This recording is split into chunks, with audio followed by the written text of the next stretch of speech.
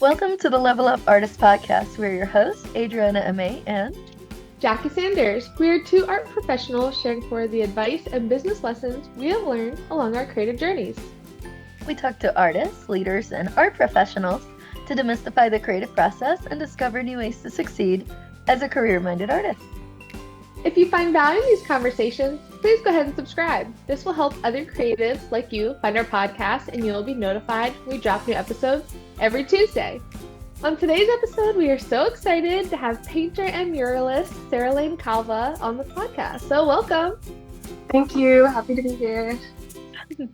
We're happy to have you. We are Thank you. looking forward to discussing your creative expansion, your recent mural projects, and getting a glimpse behind the scenes of your art business, as well as regarding a bonus segment leveraging your niche and pricing your artwork for our podcast supporters at levelupartist.com. But before we dive in, we want to share a little bit more about your background for our listeners who may not yet be familiar with your. So, as a passionate mural artist with more than 8 years of experience, Sarahlaine thrives on collaborating closely with communities and organizations to create murals and brand identity that authentically reflect their values, identity, and aspirations. Throughout her career, Sarahlaine has undertaken numerous installations within the Triangle and beyond, while also serving as a mentor, speaker, and assistant to fellow artists. Noteworthy projects include partnering with NBA star Grant Hill and Fila to design and paint a basketball court in his hometown of Durham, North Carolina, collaborating with TikTok sensation Vic Blands to bring a vibrant mural to Hope Mills, North Carolina, and being invited by artist Joshua Vides to collaborate on an eBay sponsored mural for Complex Con in Long Beach, California.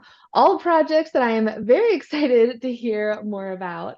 As a self-taught first-generation Filipino-American multimedia artist, she has had the privilege of working with prominent brands and organizations, including Dreamville, Pabst Blue Ribbon, Red Bull, and eBay, as well as engaging in city government projects.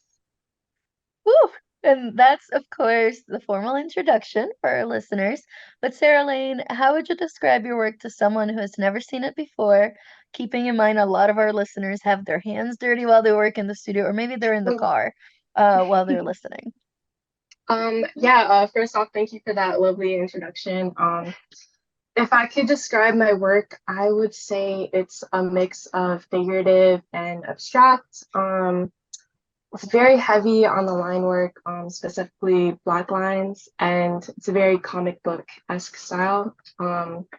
Very two-dimensional, and my art usually consists of a vibrant color palette, despite how my room looks right now, but it's a very vibrant color palette. In the early stages of my career, I drew inspiration from Liechtenstein, Keith Haring, some elements of like Dr. Seuss in there. Like I really love the pop art elements evident in their work. So yeah, a lot of that is like prominent in my pieces.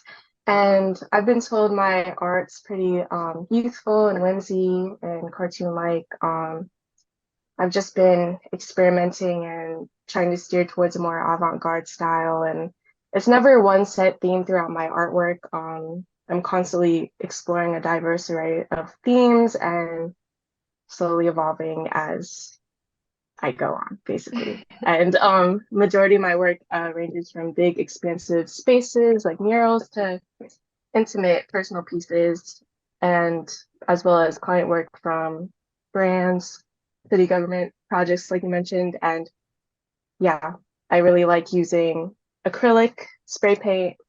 I use markers. I have digital pieces, and yeah, so Just a little bit of everything. I love yeah, it. just a little bit of everything.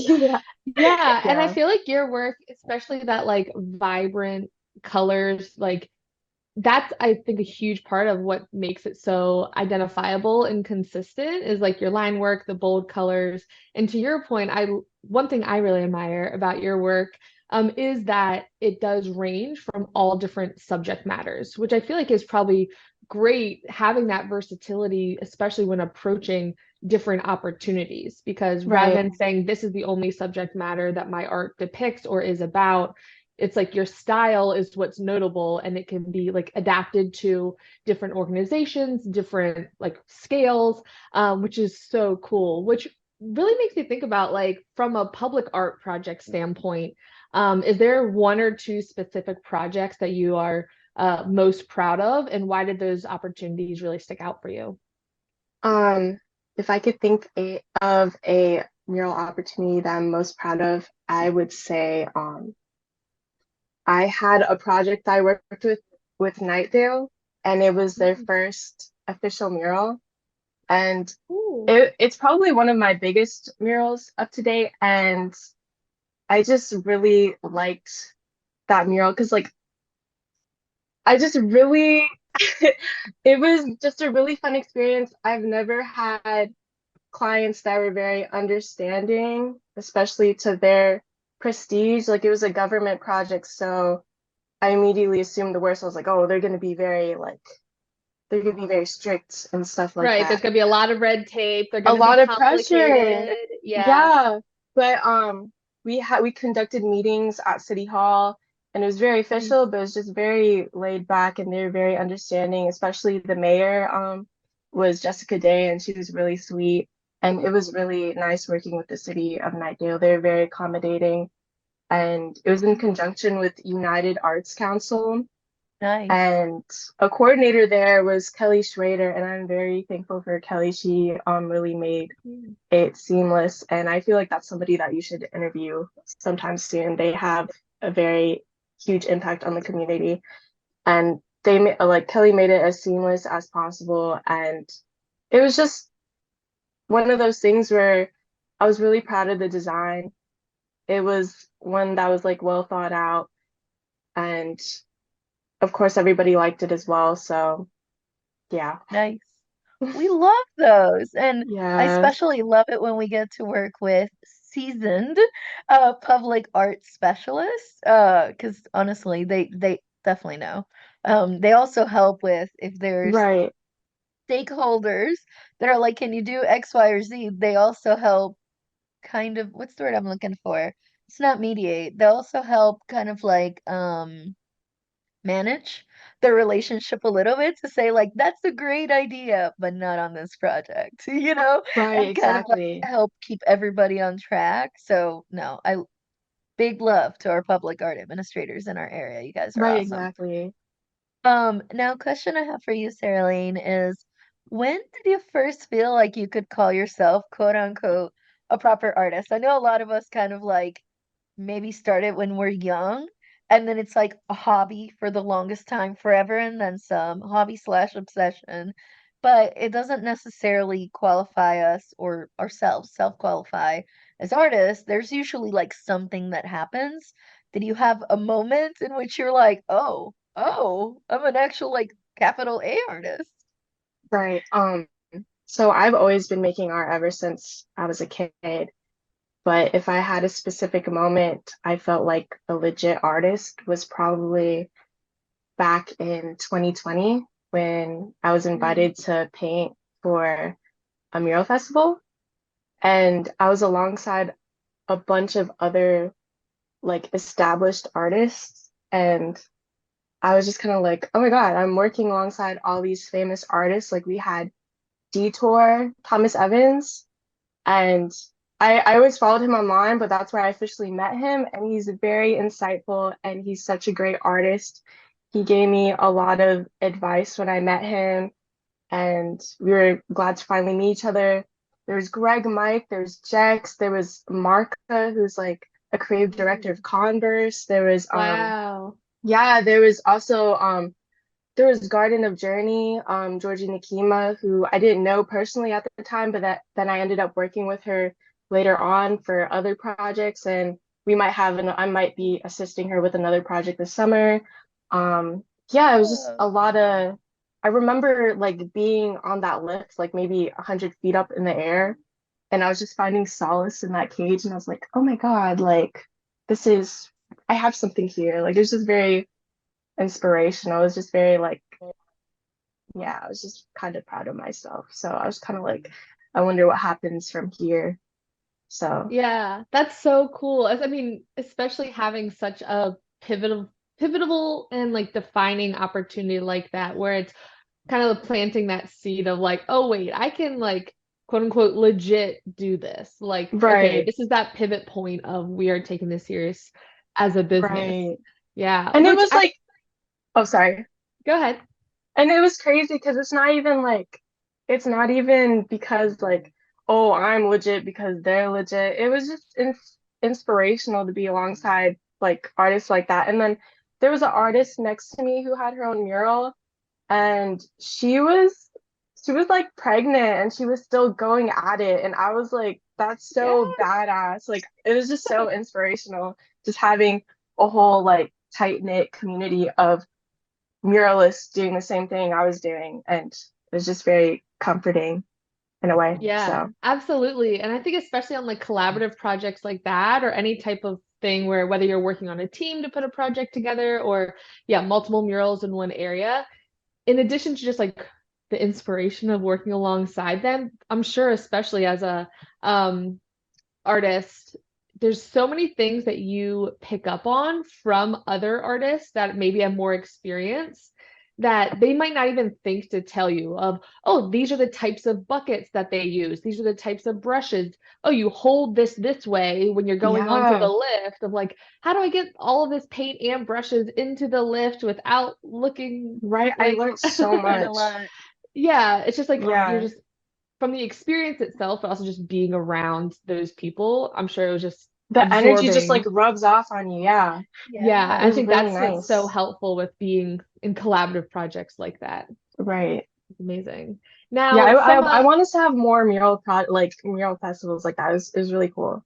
yeah, and Yeah, especially, I mean, you've done Dreamville, which is a smaller scale kind of version of that too, I'm sure. right. Yeah. Now, from a style standpoint, though, of course, you said that was in 2020. Do you feel like your style was already kind of defined by that point, or how did you really develop your unique style, and painting technique rather than like researching the artists that you listed as your influences? I found that I like established my distinct style when I started making murals. Like maybe before murals, I had a different style. It was more centralized towards pointillism and stuff like that. I haven't really Mm, posted any of my old works, but I did a lot of pointillism and lines. I think it was after my Fila mural that I really liked the bold black lines and the flowers. And hmm. I just stayed consistent with that style with all my murals. Um, Nice. but yeah, I first developed my style when maybe in like high school when I was in AP studio art and I was just exploring Mm-hmm. different styles. I was very heavy on the line work then too. And yeah, basically that's the more I do murals, I just solidified on that theme with the lines and the color blocking and just outlining after color blocking is like my favorite part. That's when it brings it all together, really. So, Oh, I love that. And I feel like that's one yeah, of those things you wouldn't really be able to explore unless you like started going bigger, really. right. Like when I'm Yeah. painting and I'm like, just wait till I start outlining because it's gonna look better. Yeah, you're like Yeah, I know you say it looks good now, but like the line just is like, just like wait. yeah, it's like Yeah, the emphasis on it, which I think for many of our right. listeners who maybe don't have much experience doing murals, but maybe they've entertained the idea, I think that's really reassuring for them to hear of, okay, you don't have to have your forever style developed before starting. I've struggled Oftentimes, with that too because I yeah, had like some sort of form of imposter syndrome because I was like, I don't have a consistent style, but it's also like it's your artwork. Like it could be whatever you want it to be. So Hmm. Hmm. yeah, so Yeah, and true. luckily at least we have some famous examples we can always look at of other artists that we think of as successful and the secondary market calls them successful. And they also did all the styles. Like just think of Picasso. He painted on everything. He exactly. drew on everything. He went for from super realistic, Rococo almost to like, I'm sorry, is that a face or is that a sketch? Like looking at, like Yeah. full range, and it's like you could still tell it was him, to a I certain think extent. we tend Really to just cool. overthink and it just ends up being debilitating and paralyzing us when it comes to, Mhm. I'm guilty of doing that, but when it comes to working up a concept or thinking of a design, I just like get paralyzed and like I don't know. It just comes to you last minute when you like relax and you don't Yeah. put too much pressure. And And every knowing time the I tell deadline's myself coming that, up, I and you hate, can't I hate, overthink it anymore. no, literally, deadlines are the worst. But Yeah. necessary. They're Yeah, definitely exactly. necessary for artists. But Yeah. along those lines, speaking of deadlines and coming up with designs, question for you when it comes to mural projects.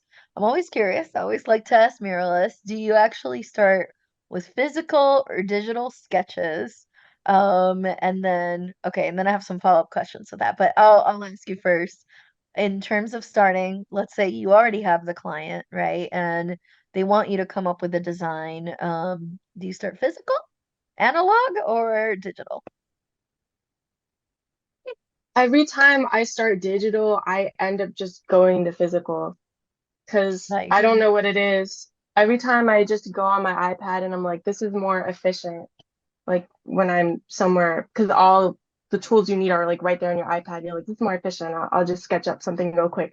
I'll like overlapping the image of the wall or said canvas.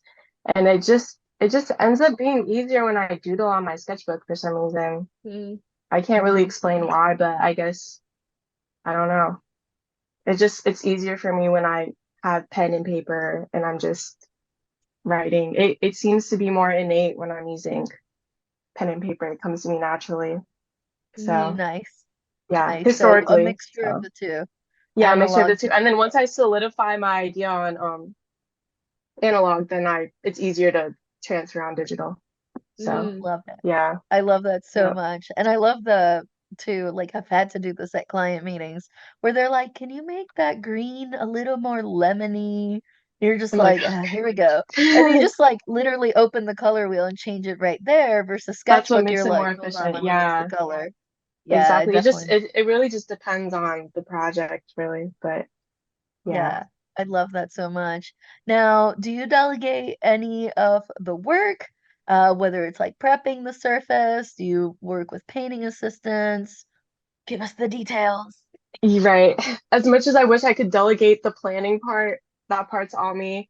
Yes. And then when it comes to painting on the physical wall, that's where if it's a bigger mural and there's a tighter deadline, that's when I'll delegate tasks to assistants and I'll give them more of like the simpler tasks like color blocking because I tend to be more of a control freak when it comes to like the line work and stuff like Oh, that. yes. But I used to be a strong believer in like, oh, if you didn't paint it, you didn't paint it. Like it needs to be all you. But over the course of my projects, I'm like, if you need help, like don't be afraid to ask for help, really. Hmm. Especially if you're compensating them too, like, and they want to be there and help you. It's like I also try to have my friends help out that want to learn more about painting or other artists that are interested in being like experienced with muraling and stuff like that.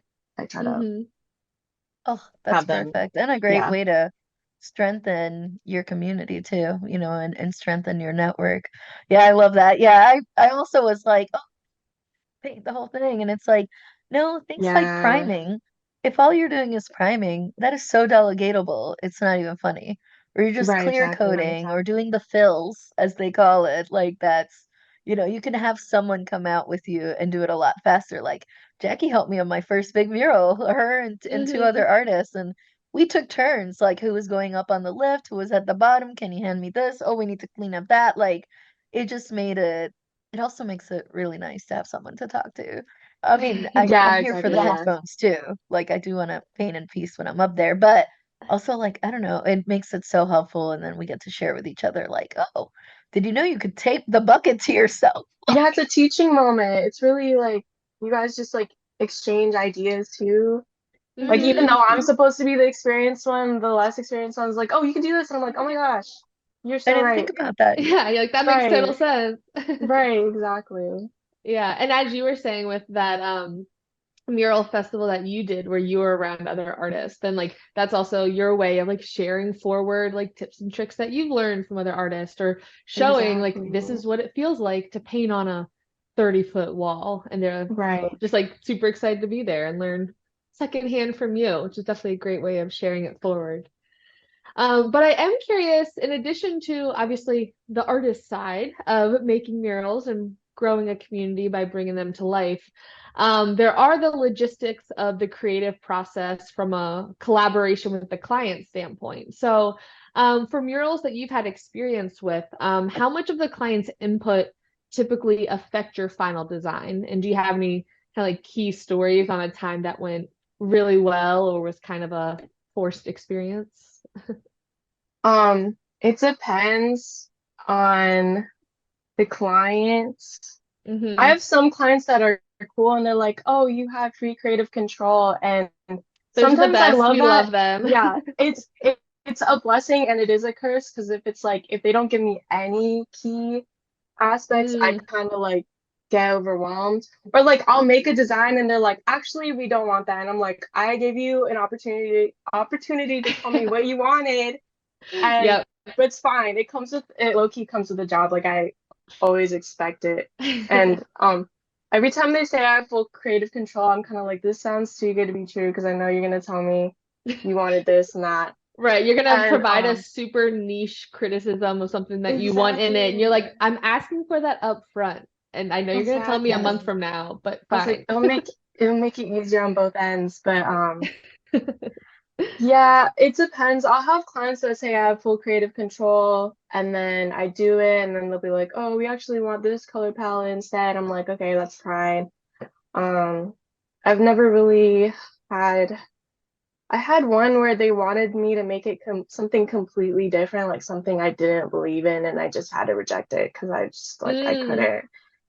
Yeah, Yeah, and I was like, "No, I'm sorry, I have to turn this down because it doesn't align with my beliefs." And um, I can refer you to someone yeah. probably that. Yeah, that too. Yeah. But it was also hard finding that too because I think a lot of people couldn't.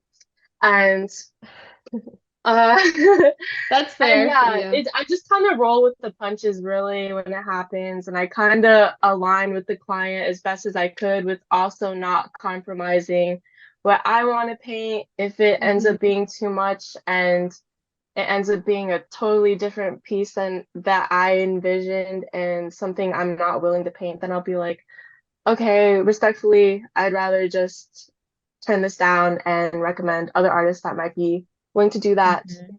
So, Yeah, yeah. I think that's a 100%. great, yeah, that's a great note because I think especially as artists who maybe are still trying to like get that those first couple of experiences, it can be really tempting to like say yes to everything, Yes. which we've all like been there, but I Especially early in love, my career, I'm like, yes, I'll paint this, whatever you want. yeah, And whatever you Yeah. want. yeah. But I love your point about obviously wanting to like make the client happy and be flexible and you have a style that can do multiple different subject matter, but also remembering that like you are the talent as well, and you also need to make something that you're proud of, or at least like not regretful of doing when you can avoid it. And so there Right. are certain lines of like, okay, these are subject matter that like I just do not stand behind and I don't want my name like linked to it. Um, so I think that's really, really smart as a business owner to think of that as well. Yeah. Yeah. Mhm. We love those. Yeah. Yeah. Especially the ones where you're like, well, if I had absolutely everything but the kitchen sink, like you're asking me, like we lost the point of what you Yo, wanted you us to do. can't even tell this is my artwork anymore. Something No, like Right. this is that. my Yeah. So I kind of, collage. Like, yeah, like yeah, at the end of the day, as much as I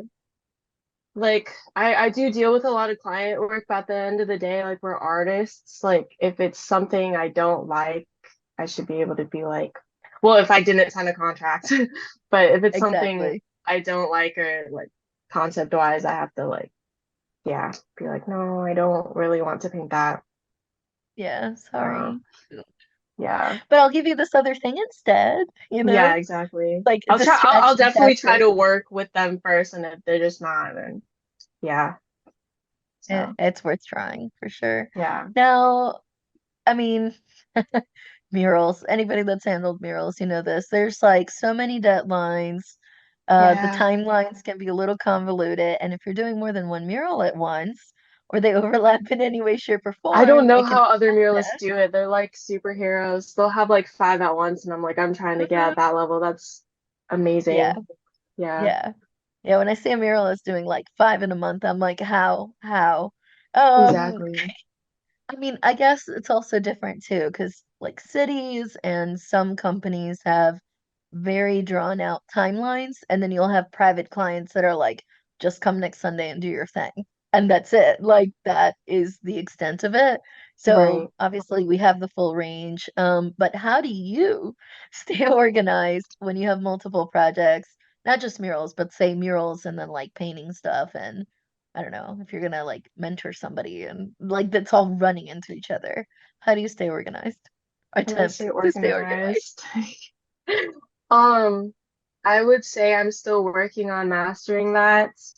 Um, it's so hard because as much as I want to take on all the projects I can, it's like I'm not a machine and I kind of just I have like my calendar. I try to like work it out as much as I can. And then outside of my client work, I have other things like my social life and then other jobs and stuff like that. So it's really, I think over time I've gotten better at it. I'm still kind of struggling with prioritizing, but I will say I've gotten better. And I've gotten better at turning down projects that are ones I don't want to do, basically. And Hmm. I know early in my career, I learned to turn down the ones that didn't align with my style, or especially the ones that didn't want to compensate correctly. And it was just a lot of like learning throughout doing it. So Nice. yeah, I would just Good for say you. your calendar on your phone is what I've been doing. Okay. But yeah, yeah, Perfect, We love valid it. answer. We yeah, love a We good love a Google digital Calendar. calendar. yeah. Just to be Yeah. blunt, I use my calendar. So yeah, It's I just always with you. yeah. Well, I am curious too, in addition to like staying organized, what is a challenge that you had to overcome when painting large scale murals that maybe you didn't expect? I remember when I want to say I was 18 or 19. I had this really, really big canvas in Durham, and I want to say maybe it was at least like 100 feet or something, but this was a client that wasn't even in Durham, and he expected me to be a experienced muralist, and I was like a beginner muralist at the time, and I would just take on any project that came to me, and I believe he contacted me through email. And he was like, "Can you paint this really big mural?" And I was like, "Yes, I'll do it. I'll take care of everything, blah blah." Come to find out, it's like, the clients that don't know anything about like murals and like artwork and stuff like that. They Uh-huh. expect you to know everything, or you could differentiate from the clients that have worked with artists before versus the ones that haven't. And the ones that Uh-huh. have worked with artists before will accommodate you with the lift and the supplies and everything. This one, I mean, I kind of blame myself too because I was like, yeah, I got everything right. I took on more than I could chew.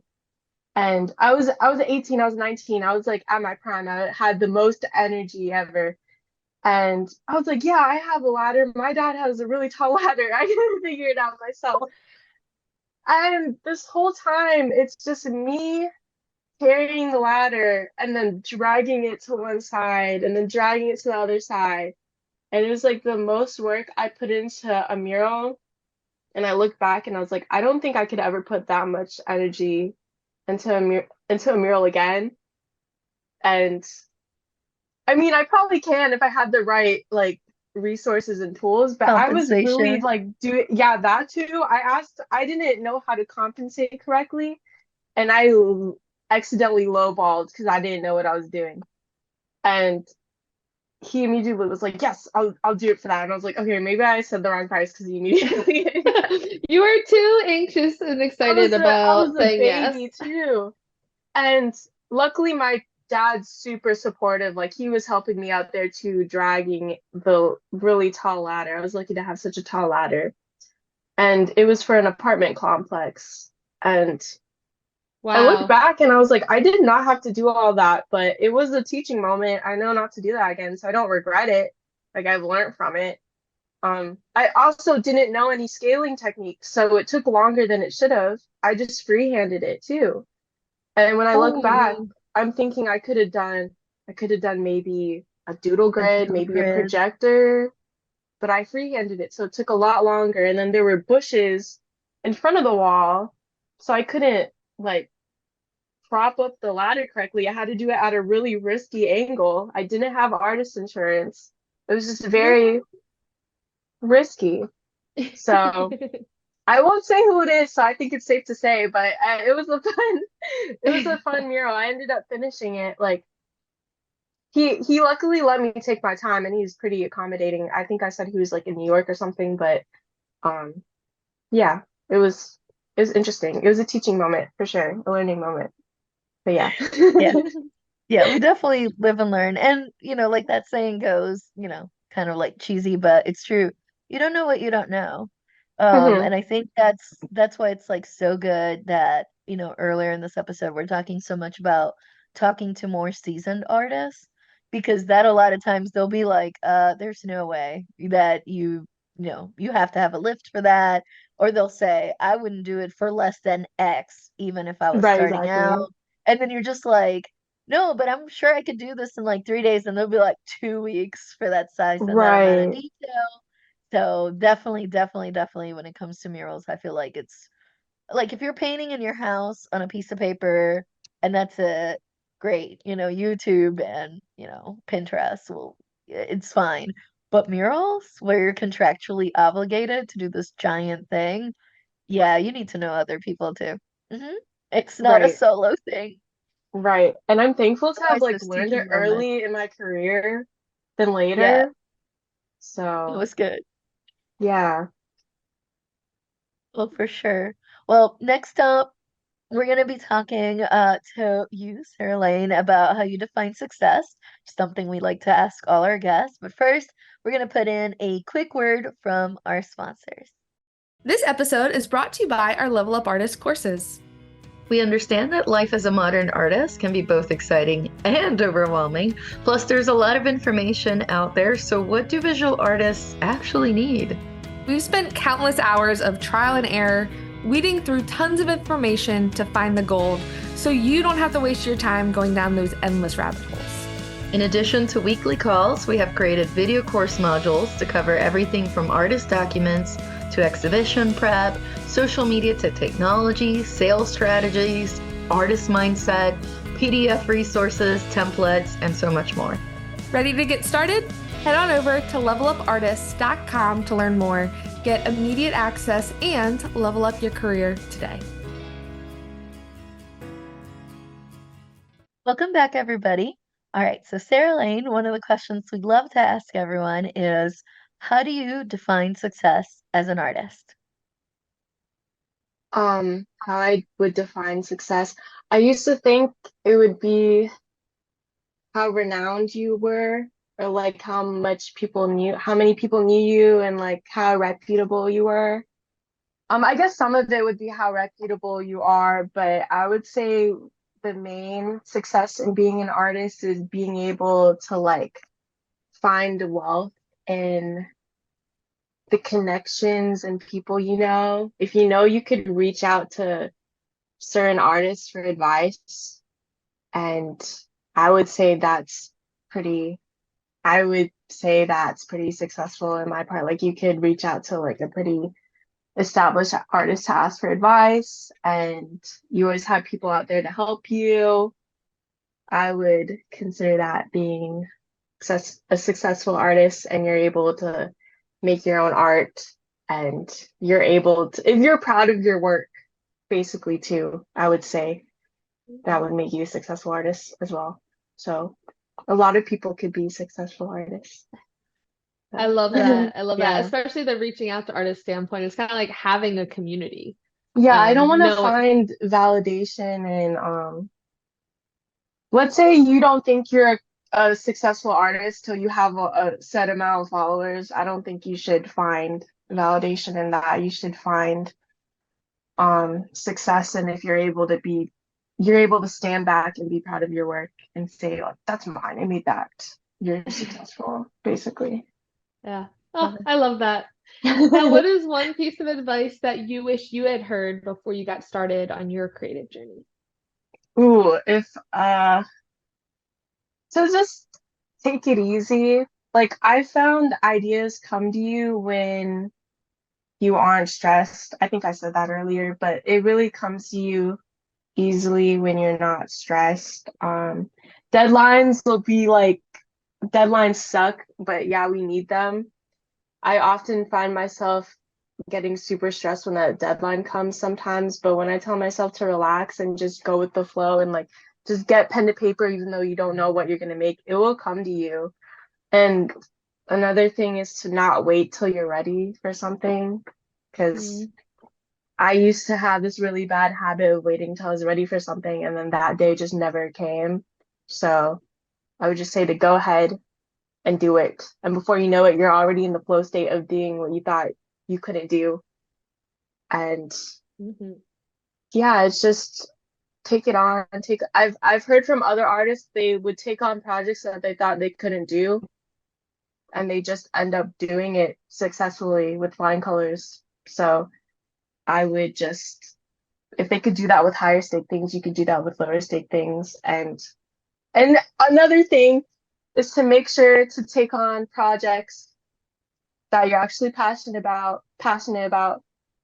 I don't regret anything. I regret taking okay. So what I regret a little bit taking on projects where it's things that I don't like, but it was a learning process. But if I could relay to any other artists, it's to not take on projects that you're not passionate about. Because like I don't want other artists to find themselves making logos for like a company they don't care about and they aren't even compensated correctly. But if you do need the experience and need to expand your portfolio, go ahead. Um, Another thing I regret maybe not standing my ground more. I'm saying I don't regret anything and then I'm saying I regret it. But anyways. Okay. Don't regret Okay. anything, but here are my regrets. Exactly. No. Yeah. But if there's something I would stand my ground more with other clients. Like I won't say names, but there was one time where it was just a ridiculous request. Like I was working on a ground mural and it started raining. And I was like, I can't paint because it's raining. And then they were Yeah. like, oh, okay, do you want to grab towels?